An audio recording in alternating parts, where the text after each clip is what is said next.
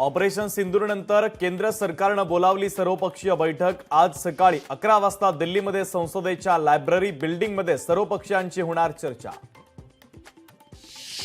भारताच्या ऑपरेशन सिंदूरनंतर बहावलपूरमधील जामिया मशीद आणि पाकच्या मुरीदखे शहरात मोठ्या प्रमाणात नुकसान। भारतीय क्षेपणास्त्रामुळे झालेल्या नुकसानीचे सॅटेलाइट फोटो समोर। भारत पाकिस्तानातील तणावाच्या पार्श्वभूमीवर जम्मूच्या काही भागातील शाळा आज बंद। खबरदारीचा उपाय म्हणून बंदचा निर्णय। भारताच्या एअर स्ट्राईक नंतर लगेचच पाककडून सीमारेषेवर गोळीबारात भारताचा जवान दिनेश कुमार शहीद तर 15 जणांचा मृत्यू, 50 पेक्षा अधिक जण जखमी। पाककडून सलग 14व्या दिवशी सीमारेषेवर शस्त्रसंधीचं उल्लंघन करत गोळीबार। पाककडून गोळीबार तर भारतीय सैन्याचं चोख प्रत्युत्तर।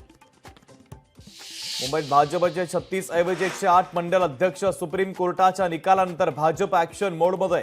स्थानिक स्वराज्य संस्थांच्या निवडणुकांसाठी भाजपची रणनीती।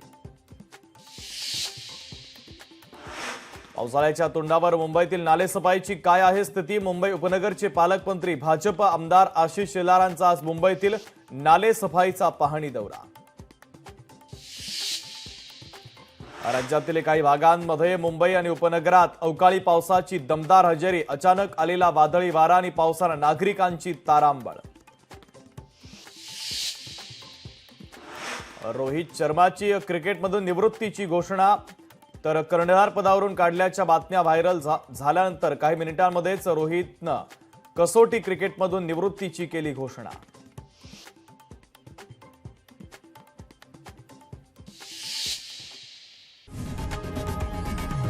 लोकशाही मराठी ऐका, पहा, जागरूक रहा।